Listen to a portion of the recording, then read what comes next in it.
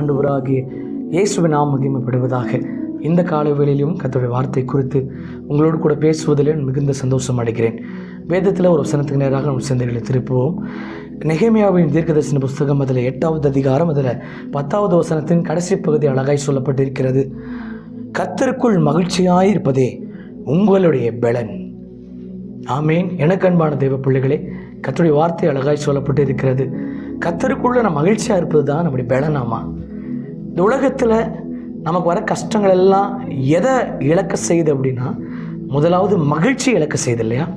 உடனடியாக ஒரு தேவை வந்துருச்சு, இந்த வீடியோ பார்த்துட்டு நீங்கள் வச்சுட்டு ஆண்டவரே எனக்கு அற்புதம் செய்வீங்கன்ட்டு போயிடுறீங்க. ஆனால் உடனடியே ஒரு பிரச்சனை வந்துருச்சு அப்படின்னா, முதலாவது நமக்கு என்ன செத்து போகும் அப்படின்னா, எவ்வளோ நேரம் கேட்ட வார்த்தையுடைய மகிழ்ச்சி செத்து போயிடும். பிசாசுடைய ஒரு பெரிய தந்திரமே நம்முடைய மகிழ்ச்சியை முதலாவது எடுக்கணும். நம்ம மகிழ்ச்சியாக இருக்கக்கூடாது, நம்ம மகிழ்ந்து இருக்கக்கூடாது, நம்முடைய குடும்பம் சந்தோஷமாக இருக்கக்கூடாது, நம்முடைய வாழ்க்கை நிம்மதியாக இருக்கக்கூடாது. நிறைய இடத்துல சொல்லுவோம் இல்லையா, அதிகமாக சிரிக்காதீங்க, ரொம்ப சிரிச்சிங்கன்னா அடுத்த பிரச்சனை வந்துடும் அப்படின்னு சொல்லுவோம் இல்லையா. அப்போ பிசாசோட பெரிய தந்திரமே நம்முடைய மகிழ்ச்சியை பிடுங்க வேண்டும் என்பது தான். ஆனால் வசனம் சொல்லுகிறது, பிசாசு மகிழ்ச்சி எடுக்கிற சூழ்நிலையை கொண்டு வந்தாலும் நீ கர்த்தருக்குள் மகிழ்ச்சியாக இருப்பாயானால் கர்த்தருடைய பலன் உன்னை நிரப்பும் என்று ஆவியானவர் சொல்லுகிறார்.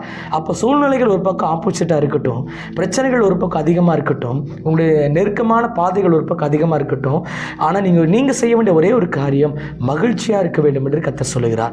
எப்படி மகிழ்ச்சியாக இருக்க முடியும்? சூழ்நிலை சாதகமாக இல்லாதப்போ எப்படி மகிழ்ச்சியாக இருக்க முடியும்? தேவை அதிகமாக இருக்கும்போது எப்படி மகிழ்ச்சியாக இருக்க முடியும்? குடும்பத்தில் பிரச்சனையோடு இருக்கும்போது எப்படி மகிழ்ச்சியாக இருக்க முடியும்? ஆனால் கர்த்தர் சொல்றாரு, அந்த சூழ்நிலைகள் மத்தியில் கூட நீ மகிழ்ச்சியா இருப்பாயானால் அதுதான் கர்த்தர் உனக்கு கொடுக்கிற பலன்.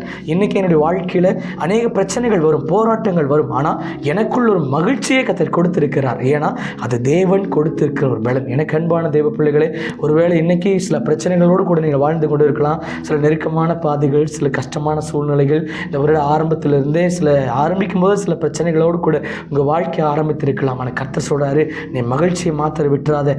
மகிழ்ச்சியாக இருப்பது தான் சாத்தானுக்கு போடுகிற வேட்டு.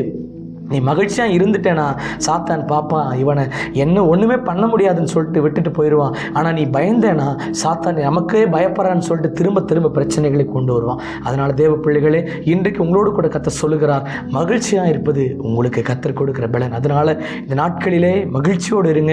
எப்பேற்பட்ட பிரச்சனை வந்தாலும் இயேசப்பா உங்கள் கூட இருக்கிறார். பிரச்சனைகளை தாண்டி போவதற்கு ஆண்டவர் உங்களுக்கு உதவி செய்வார். அதனால நம்பிக்கையோடு கூட கர்த்தருடைய சமூகத்தில் நீங்கள் காத்திருங்க. பெரிய அதிசயங்களை கர்த்தர் உங்கள் வாழ்க்கையை காண வைப்பாராக. கண்களை மூடி ஜெபிப்போமா?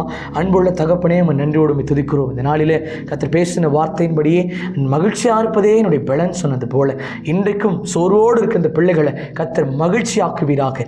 இழந்து போன ஒவ்வொரு காரியங்களையும் திரும்ப தந்து ஆசீர்வதிப்பீராக. தொடர்ந்து இந்த பிள்ளைகளை வழி நடத்துங்க. இயேசுவின் நாமத்தில் ஜெபிக்கிறோம் நல்ல பிதாவே, ஆமேன். எனக்கு அன்பான தேவ பிள்ளைகளே, கர்த்தர் உங்களோடு கூட பேசியிருக்கிறார் இல்லையா? அதனால் எதை இழந்தாலும் மகிழ்ச்சி இழக்காமல் சந்தோஷமாக இருங்க. நிச்சயமாக ஒரு பெரிய மாற்றத்தை உங்கள் வாழ்க்கையில் கர்த்தர் காண வைப்பாராக. Have a blessed day. God bless you.